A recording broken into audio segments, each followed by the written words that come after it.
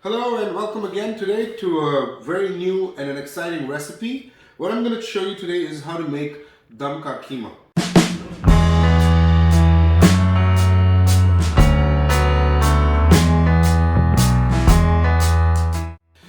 This recipe traditionally is very long, and I've used some shortcuts to show you a quick recipe with a similar taste. It's got some key elements and can be made with any minced meat, preferably red meat, but if you want to go, hey, chicken mince, feel free to do so, okay? Let me quickly run you through the ingredients list. Dum ka keema is very traditional. It's cooked for about 6 or 7 hours in slow flame over coal, but obviously nobody has the time.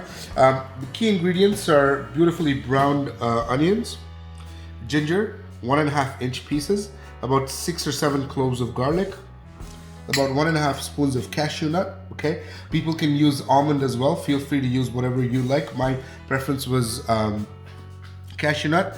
1 onion, roughly chopped, a stick of butter, 3 green chilies, about 65 milliliters of oil.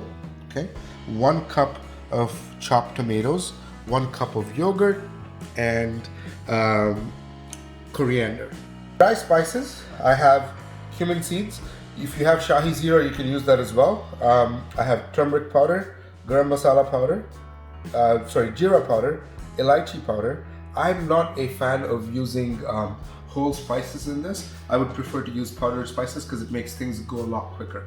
All right, red chili powder, dhania or coriander powder, a pinch. So you take 1 teaspoon and a half of it, a half teaspoon of mace powder and nutmeg powder. So nutmeg and mace, whole peppercorns, black pepper, and jeera powder.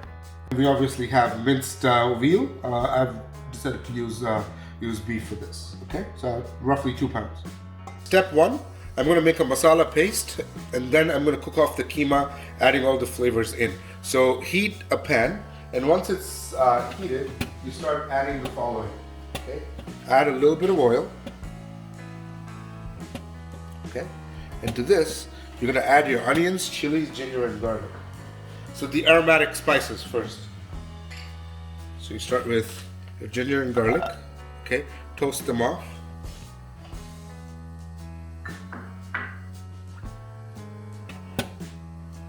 Going to add your green chilies. I'm going to add half the quantity of the butter that you have. I'm going to add the cashew nuts.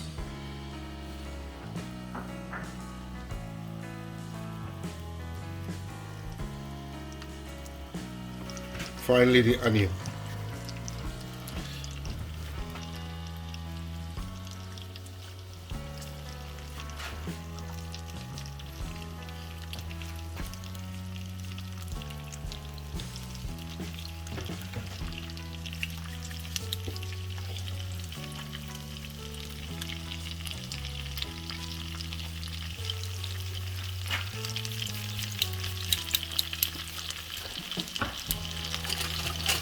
We're going to start cooking these off. Okay. And to this, I'm just going to show you the amount of salt that I'd like to add. So you can see here, I'm basically just going to add about half a teaspoon of salt. Just kind of, there you go, not too much. What the salt does, as everybody knows, is pulls the moisture out of the onions. You don't have to thoroughly and perfectly cook them. Cook this for about 10-15 minutes until the raw edge goes off, because this is going to be ground into a smooth, fine paste. In a separate pan, when it's heating up, I'm going to add the rest of the oil. Okay, and you can see on this side, this is slowly cooking off. And feel free to cook simultaneously, but make sure you don't leave the kitchen. Okay, you can take a few shortcuts, but there are certain things you cannot do. So once you add the butter, what I'm going to do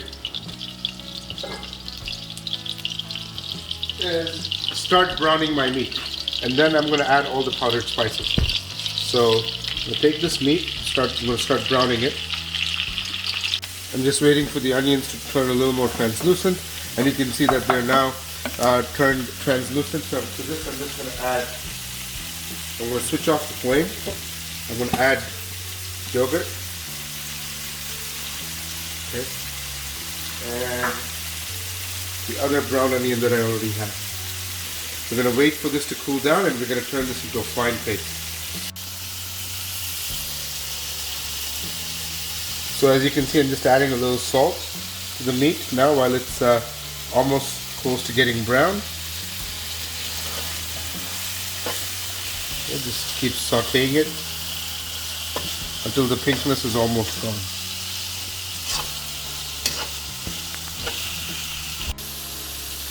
Alright, now that the meat has browned, I personally like to add all my spices at once.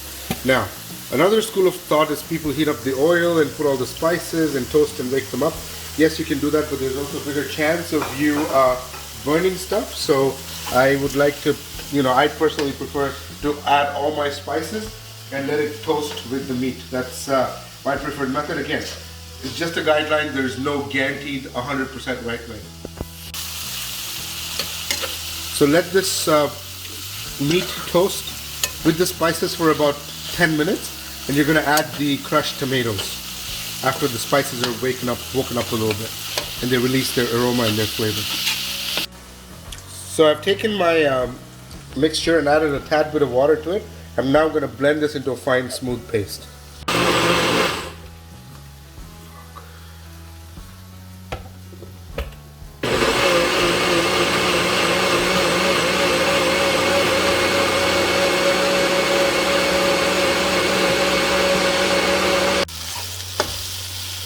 So now this is fried and the fragrances are coming out. To this, I'm going to add the chopped tomatoes, and I'm just going to let this reduce a little bit and let the tomatoes cook off, and let the meat juices and the tomatoes kind of mix together. So I'm going to, while this is cooking off, I'm going to add a little water, and I'm going to let this simmer for about a good 10-15 minutes. Mix that up a little bit. There you go. I'm going to let this cook for about a good 10-15 minutes.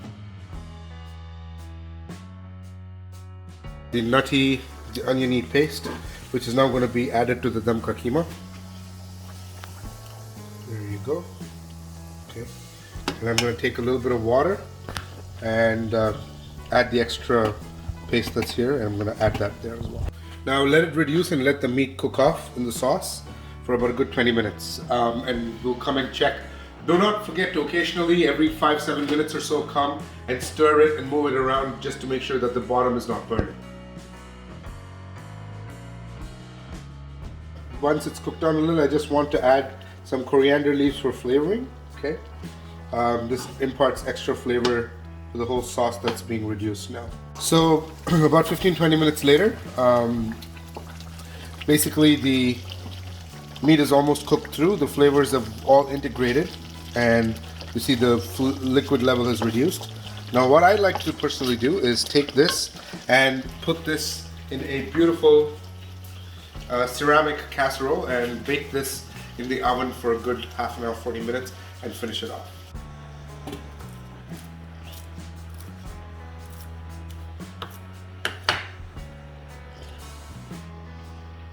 I'm just finishing up the garnish on this, after which I am just going to take a spoon and neatly layer it correctly there,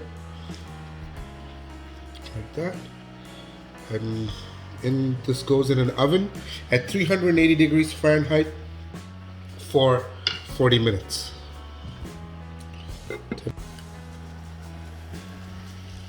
So wait for it to finish off, and when you're done, garnish with lime juice, whatever you want. The spice is perfect, the cashew nut offcuts a lot of the stuff, and enjoy it with rumali roti, naan, or hot rice.